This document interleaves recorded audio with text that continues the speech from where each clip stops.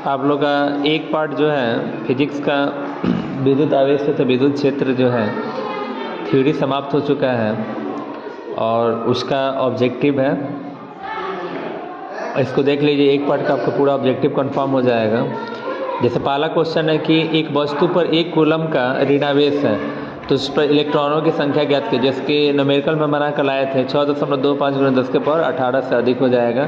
तो option number ये आपका डी हो जाएगा। कह रहा है कि विद्युत आवेश VVI क्वेश्चन है। विद्युत आवेशों के बीच लगने वाले बल का नियम कूलम में नहीं दिया था, कूलम का नियम जिसको बोलते थे। तो विद्युत आवेशों के बीच लगने वाला बल दिया था किसने? तो कूलम के नियम ने। इलेक्ट्रॉन पर आवेश होता है 1.6 × 10 के पावर -19 कूलम। एसआई पद्धति में परावैद्युतांक का मात्रक जो है कूलम स्क्वायर प्रति न्यूटन प्रति मीटर स्क्वायर होता है, ये बी नंबर। यदि दो आवेशों के बीच की दूरी दोगुनी कर दी जाए तो उनके बीच लगने वाला बल, दूरी दोगुना कीजिएगा तो 2r का स्क्वायर, तो 2 दूना 4 यानी 1/4 गुना हो जाएगा। दो बिंदु आवेश पहले वायु तथा फिर के परावैद्युतांक वाले माध्यम में उतनी परस्पर दूरी पर रखे जाते हैं। दोनों दशाओं में आवेशों के बीच लगने वाले बलों का अनुपात के अनुपात 1 हो जाएगा। ठीक है। किसी विद्युत रोधी माध्यम का परावैद्युतांक यानी अपेक्षित परावैद्युतांक ऑप्शनल r होता है कितना? तो 5 हो जाएगा। दिया है कि धातु VVI क्वेश्चन है, धातु का ये पूछता है आपके एग्जाम में कि धातु का परावैद्युतांक कितना होता है? तो अनंत होता है। ठीक है। फिर दिया कि विद्युत क्षेत्र की तीव्रता VVI तो पूछता रहता है 12th में। विद्युत क्षेत्र की तीव्रता का एसआई मात्रक E = F/Q0 यानी न्यूटन प्रति कूलम हो जाएगा, न्यूटन प्रति कूलम, ए नंबर। दो बिंदु आवेश वायु में परस्पर r दूरी पर स्थित है तो एक दूसरे पर F बल लगाते हैं तो के परावैद्युतांक वाले माध्यम में r दूरी पर रखने पर वे उतना ही बल अनुभव करते हैं। तो r का मान हो जाएगा कितना? K/r/√k यानी सी नंबर। ये दिया है समान त्रिज्या के दो छोटे सुचालक गोलों पर क्रमशः 10 माइक्रो कूलम तथा -20 माइक्रो कूलम आवेश हैं। एक दूसरे से r दूरी पर रखे जाने पर एक दूसरे पर F1 बल लगाते हैं तो उन्हें परस्पर संपर्क में लाने के बाद पुनः उतनी ही दूरी पर रखने पर F2 बल लगाने हो तो F1 और F2 का अनुपात यहाँ पे बनाकर आ जाएगा, -8:1 हो जाएगा। और देखिए IIT 1987 में पूछा हुआ क्वेश्चन है।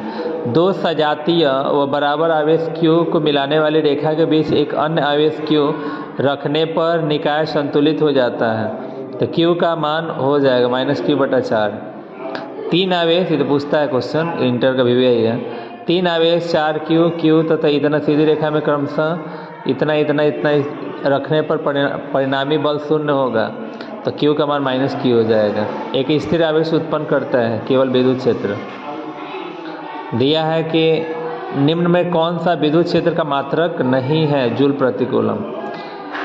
एक बिंदुवत आवेश Q से r दूरी पर स्थित विद्युत क्षेत्र की तीव्रता आप साबित किए हैं 1/4πε0 Q/r², ये हो जाएगा बी नंबर। एक प्रोटॉन तथा एक इलेक्ट्रॉन एक समान विद्युत क्षेत्र में स्थित है तो उन पर लगने वाले विद्युत बलों का परिणाम क्या होगा? बराबर होगा। ई तीव्रता वाले विद्युत क्षेत्र P द्विध्रुव आघूर्ण वाले विद्युत द्विध्रुव पर लगने वाला बल हो जाएगा P × E के, तो ये नंबर हो जाएगा।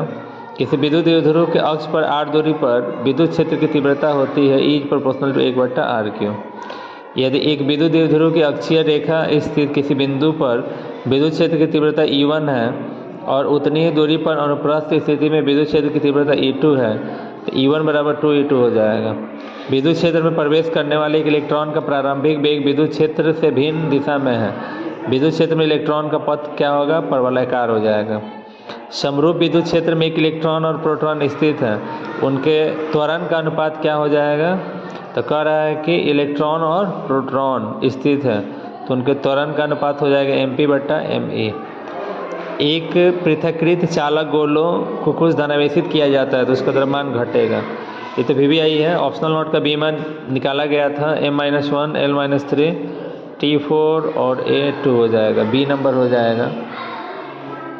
यहाँ पे दिया है कि एक आवेश Q दो भागों में Q तथा Q बराबर इतना को दो भागों में एक दूसरे से दूरी पर रखा जाए तो उनके बीच लगने वाला बल हो जाएगा Q/Q और 2:1 यानी ऑप्शन नंबर बी हो जाएगा। तो ये 20 क्वेश्चन है।